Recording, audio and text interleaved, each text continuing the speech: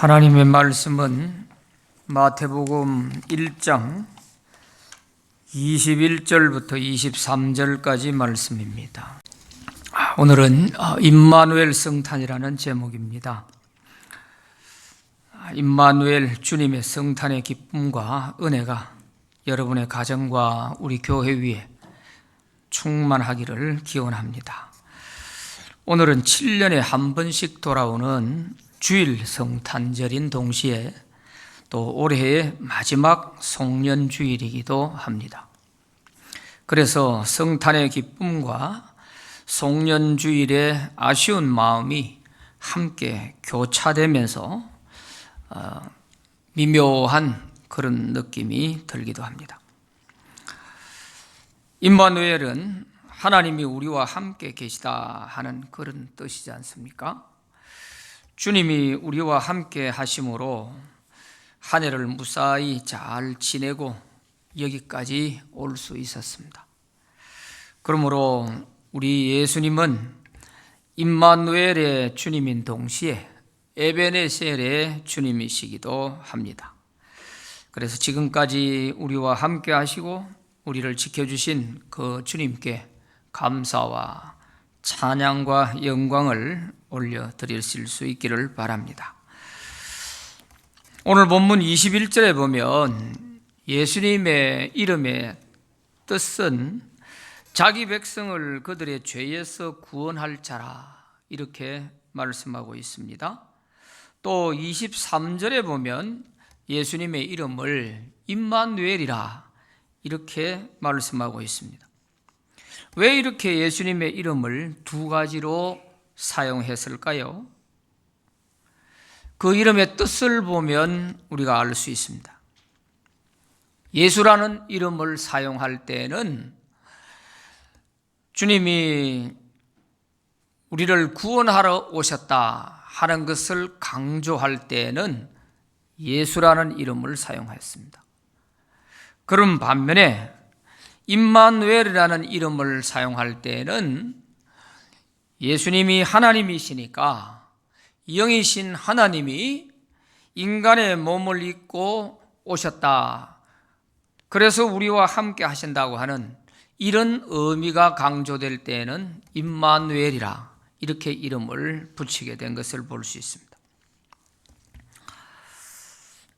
이처럼 우리가 이 예수님의 이름만 그 뜻을 잘 이해해도 예수님이 어떤 분이신지, 왜 예수님이 인간의 몸을 입고 오셨는지, 또 십자가에서 왜 돌아가셨는지 하는 이런 것들을 다 알 수가 있습니다.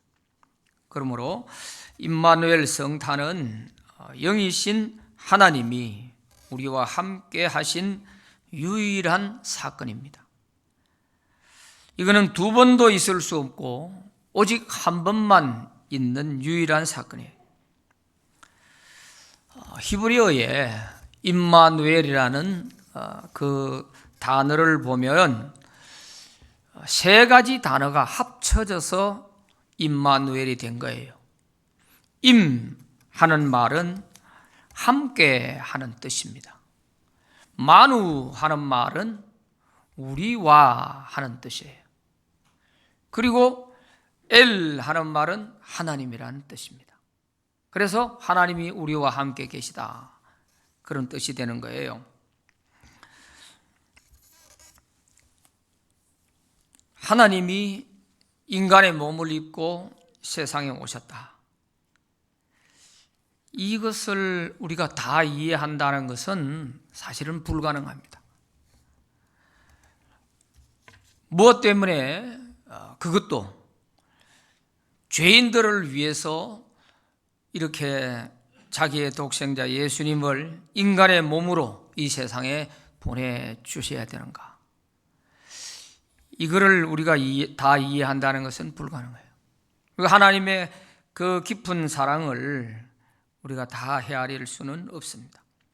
그래서 하나님이 인간이 되어서 세상에 오신 이것을 이해시키기 위해서 키엘케고르라고 하는 신학자가 이런 이야기를 했습니다.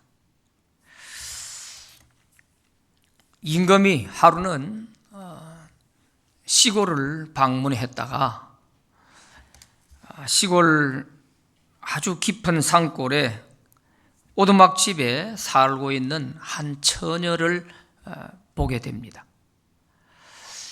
다 떨어진 누더기 같은 옷을 입고 그렇게 있는 그 처녀를 보는 순간 임금의 마음이 움직이기 시작했습니다. 영문을 알지 못하는 그 처녀에게 자꾸만 마음이 끌리는 겁니다.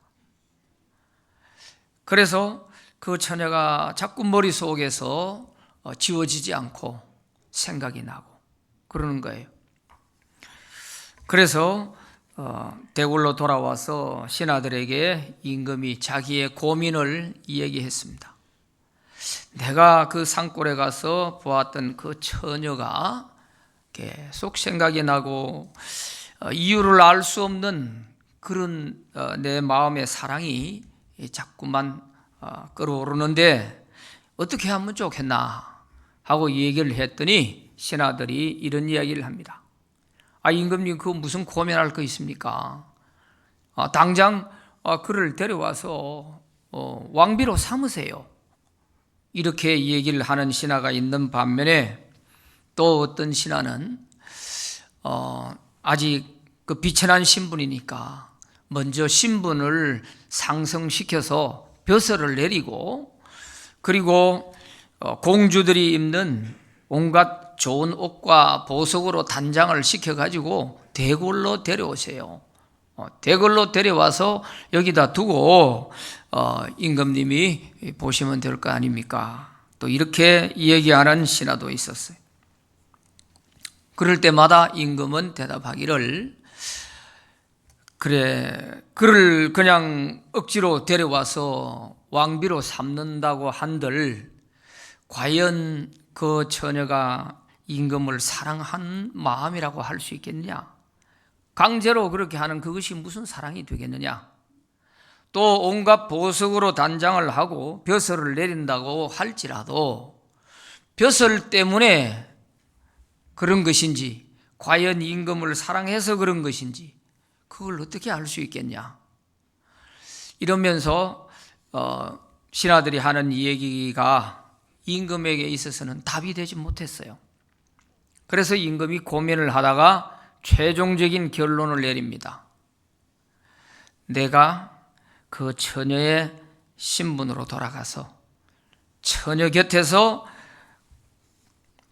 함께 살면서 그 처녀의 사랑을 내가 얻어야 되겠다.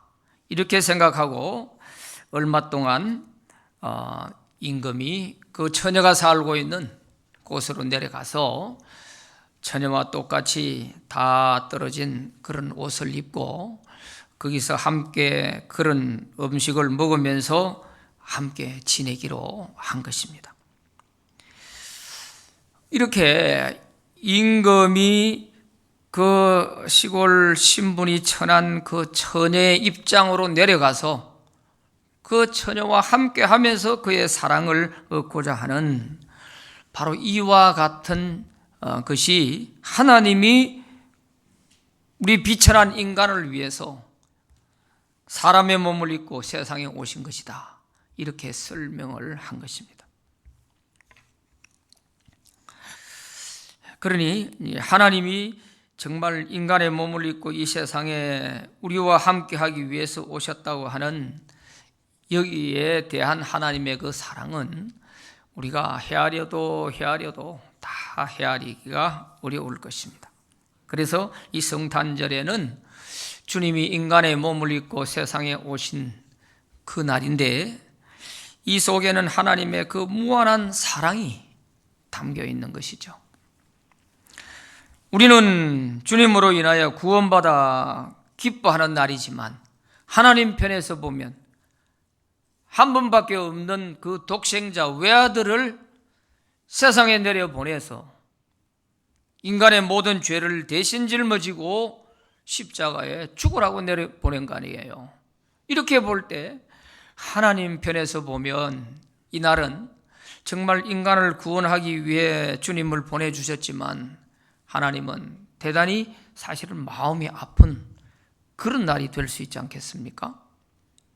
그런데도 성경에는 보면 하늘에는 영광이요 땅에는 평화를 입은 사람들 중에 평화라고 그랬거든요. 참 이해하기가 어려운 얘기죠. 그만큼 하나님의 사랑이 우리 인간에 대해서 인간을 이 죄에서 건져내서 정말 저 천국으로 데려오고자 하는 그 하나님의 깊은 사랑이 바로 예수님을 이 땅에 보내신 이 성탄에 담겨 있는 것입니다. 영이신 하나님이 인간을 죄에서 구원하기 위해서는 인간의 몸을 입고 친히 세상에 올 수밖에 없는 것입니다. 그것은 인간의 죄는 말씀 한마디로 다 없앨 수가 없기 때문입니다. 죄의 삭은 사망이라 성경에서 말씀하고 있습니다. 인간을 죄에서 구원하기 위해서는 하나님의 아들 예수께서 인간의 몸을 입고 세상에 오셔서 인간의 모든 죄를 다 대신 짊어지고 십자가에서 죽는 것밖에 없는 것입니다. 그러므로 인간을 죄에서 구원하실 구원자는 반드시 인간의 몸을 가지고 있어야 되고 또 그에게는 죄가 없어야 합니다. 그리고 우리를 위해서 우리의 죄를 대신 짊어지고 죽어주실 수 있는 분이어야 합니다. 이런 구원자로서 갖춰야 할 조건, 이런 조건이 갖춰져야 우리를 구원할 수가 있는 것입니다. 그런데 이 모든 조건을 다 갖추신 분이 예수님이십니다. 예수님은 인간으로 오셨으나 그에게는 죄가 없었습니다.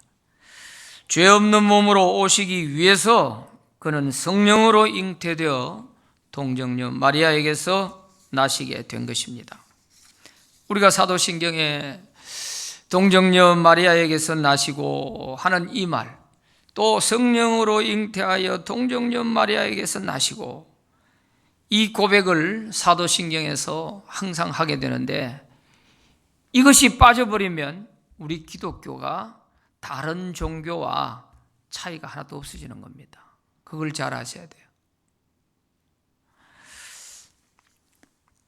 이것이 빠져버리면 예수님도 한 인간으로 전락하고 마는 겁니다. 그러니까 다른 종교와 똑같은 거죠. 하나님이 인간으로 오시는 과정에서는 우리 자연인이 태어나는 것처럼 이렇게 태어나게 될 때에는 원죄를 가지고 태어날 수밖에 없는 거죠. 이렇게 와서는 우리를 구원할 수 있는 구원자가 안 되는 겁니다. 그래서 성령으로 잉태되어 처녀의 몸에서 나실 수밖에 없는 이런 과정을 택하게 된 것이죠. 인간은 창조주 하나님을 잃어버린 것은 이 우주의 고아가 돼서 가장 불쌍한 인생이 됩니다. 그러므로 이 성탄의 소식은 온 인류에게 큰 기쁨인 것입니다. 그래서 우리가 이 성탄을 맞을 때에 우리끼리만 기뻐하는 성탄이 되어서는 안 됩니다. 우리끼리 기뻐하는 성탄이 아니라 이제는 온 세상 사람들과 함께 기뻐할 수 있는 이런 성탄이 되어야 되는 것이죠. 세상에는 현인들도 많고 훌륭한 성자들도 많이 있습니다. 그리고 여러 종교의 교주들도 많이 있습니다. 그러나 우리가 그들을 우리의 구세주로 믿지는 않습니다. 그것은 그들이 인간을 죄에서 구원할 구세주의 조건을 갖추지 못하고 있기 때문인 것입니다. 인간은 모두 태생적으로 죄인들입니다. 그리고 이들은 우리를 위해 죽은 자가 하나도 없습니다. 세상에 수많은 현인들이 있고 성자가 있고 교주들이 있다 할지라도 그들이 우리 죄를 대신 짊어지고 죽어줄 수 있는 사람은 한 사람도 없습니다. 혹 살신 성인이 있다 할지라도 그들은 우리의 죄를 대신할 수는 없습니다. 그러므로 오직 인간을 죄에서 구원하실 분은 예수 그리스도 한 분뿐인 것입니다. 그래서 성경은 분명히 말씀하고 있습니다. 주 예수를 믿으라. 그리하면 너와 내 집이 구원을 받으리라 그랬습니다. 사도행전 4장 12절에도 다른 이로서는 구원을 받을 수 없나니 천하 사람 중에 구원을 받을 만한 다른 이름을 우리에게 주신 일이 없음이라 그랬습니다. 천하 모든 사람 중에서 구원 얻을 만한 이름을 하나님이 우리에게 주신 일이 없다. 예수 외에는 주신 일이 없다는 거예요. 요한복음 14장 6절에서 예수님께서 친히 말씀하시기를 내가 곧 길이요 진리요 생명이니 나로 말미암지 않고는 아버지께로 올 자가 없느니라 분명히 말씀하고 있습니다.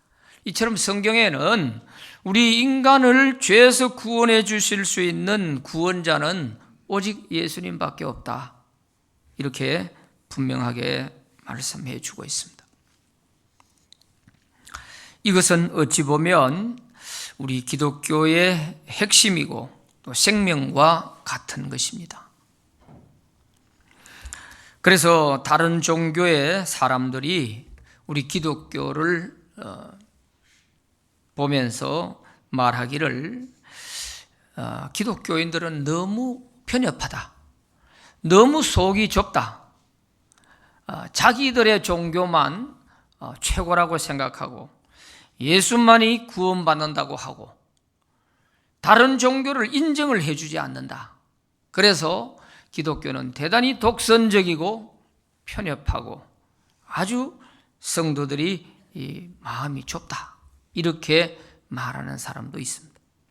그것은 성경을 모르니까 그럴 수밖에 없죠. 우리 기독교의 생명과 같은 그 핵심이 바로 예수님 이외에는 구원자가 있을 수 없기 때문에 그런 거예요. 우리가 예수님 이외에 우리를 구원하실 수 있는 분이 있다면 왜 우리가 그를 구세주로 안 믿겠어요? 그럴 사람이 없기 때문에 그런 거예요. 공자 선생이 있어요. 공자 선생이 죄 없는 그런 사람이 아니지 않습니까? 태생적으로 날 때부터 죄를 가지고 태어난 사람. 석가 선생이 자기 죄를 알기에 그는 고행을 했던 것입니다. 마호멧이 다 마찬가지예요. 모든 세상에 존재하는 교주들 다 한 인간으로서 자기 나름대로의 어떤 도를 득했다 해서 그 분야에서는 전문가가 될지는 모르지만 우리 인간을 죄에서 구원해 줄 수 있는 그런 구세주는 되지 못하는 것입니다. 이것을 우리가 분명히 알아야 돼요. 그래서 우리가 타 종교인들을 대할 때에도 그들의 종교는 인정을 할 수가 없지만 그들이 이 진리의 길을 알지 못하고 그런 데 빠져 있는 걸 보면 그것이 불쌍할 따름이죠. 그래서 어떤 그 종교를 폄하하고 그러기보다는 그 사람에 대해서는 인격적으로 대해주면서 정말 성경이 말하는 예수님이 아니면 안 될 수밖에 없는 이 진리를 그들에게 잘 설명을 해 주어서 그들이 깨닫도록 해주는 것이죠. 이게 우리가 할 사명 아니겠습니까? 그러므로 인간을 죄에서 구원할 분은 오직 예수님 외에는 없습니다. 오직 예수님 뿐인 것입니다. 이것을 알지 못해서 잘못된 길에서 헤매는 사람들이 얼마나 많은지 모릅니다. 그래서 임마누엘 성탄의 소식이 온 누리에 바로 전해져서 모든 사람이 예수 믿고 구원받았으면 좋겠습니다. 단일종이 땡땡땡 어느하게 들린다. 저 깊고 깊은 산골 오막사리에도 단일종이 울린다. 단일종이 땡땡땡 멀리 멀리 퍼진다. 저 바닷가에 사는 어부들에게도 단일종이 울린다. 성탄의 이 소식은 저 깊고 깊은 산골 오막사리에도, 저 바닷가에 사는 어부들에게도 퍼져나가서 듣는 이마다 다 예수님을 구주로 영접해서 구원받는 그런 성탄절이 되기를 바랍니다. 임마누엘, 하나님이 우리와 함께 계시다. 우리와 함께 계시는 하나님, 바로 예수님의 이름을 임마누엘이라 이렇게 하셨는데, 먼저 인간의 몸을 입고 오신 이 주님을 우리가 마음의 구주로 영접하게 되면 우리 마음에 주님의 영이신 성령이 우리와 함께 하십니다. 그래서 성령은 우리로 하여금 이 땅에 사는 동안 항상 우리를 바른 길로 인도하시고, 또 모든 사단의 악으로부터 우리를 보호해 주시는 겁니다. 특히 예수님을 전하는 사역자들에게는 세상 끝날까지 함께 하시겠다고 하는 약속을 해 주셨습니다. 이게 바로 임마누엘 아닙니까? 세상 끝날까지 항상 너희와 함께 할 것이다. 이게 임마누엘이에요. 마태복음 28장 19절 20절 말씀에 보면, 그러므로 너희는 가서 모든 민족을 제자로 삼아 아버지와 아들과 성령의 이름으로 세례를 베풀고 내가 너희에게 분부한 모든 것을 가르쳐 지키게 하라. 볼지어다 내가 세상 끝날까지 너희와 항상 함께 있으리라 하시니라. 그랬습니다. 세상 끝날까지 항상 너희와 함께 있으리라. 이게 임마누엘이에요. 그러므로 인간은 예수님을 믿고 구원받아서 하나님의 백성으로 살아갈 때가 가장 행복하고 안전한 것입니다. 물을 떠난 고기가 살 수 없듯이 하나님을 떠난 인생은 살 수가 없습니다. 그래서 이 성탄의 소식을 우리가 널리 전파해서 우리만 기뻐하지 말고 모든 사람이 함께 기뻐할 수 있는 이런 성탄이 되기를 바랍니다. 이것이 진정한 메리 크리스마스죠. 우리끼리만 메리 크리스마스 이래가 되겠냔 말이에요. 이 성탄의 소식의 의미를 바로 알고 그들도 구원받았을 때 진정한 메리 크리스마스가 되는 거죠.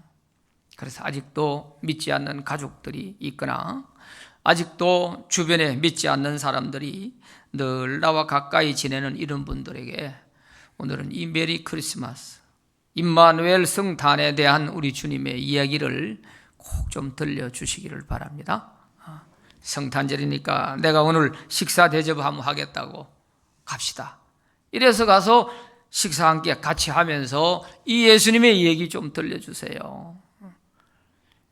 이 얘기를 듣고 그가 예수를 영접하게 된다면 한 영혼을 지옥에서 건져내는 거 아니겠습니까? 이보다 더 귀한 일이 또 어디 있겠어요? 무엇으로 그 영혼을 살 수가 있겠어요? 예수님도 한 영혼이 천하보다 귀하다 했는데 말이죠. 이런 성탄절이 될 때에 우리에게는 정말 뜻깊은 내 생에 잊을 수 없는 그런 성탄이 될 것입니다. 돈 있다고 해가지고 백화점 가서 쇼핑하면서 좋은 선물 하나 사고 선물 하나 받고 그것도 물론 기쁘겠지만 그 기쁨은 사흘이 가기 어렵습니다. 그러나 우리가 이 생명의 임마누엘 성탄의 소식을 전해주어서 한 영혼이 구원을 받게 된다면 이것보다 더 기쁘고 가치 있는 일은 세상에는 없어요. 그래서 우리 모두가 이 성탄절에 이 기쁜 소식 많이 전해서 하나님도 기뻐하시고 우리의 마음에도 정말 임마누엘의 역사가 이루어지는 그런 성탄절이 되시기를 바랍니다. 기도드리겠습니다.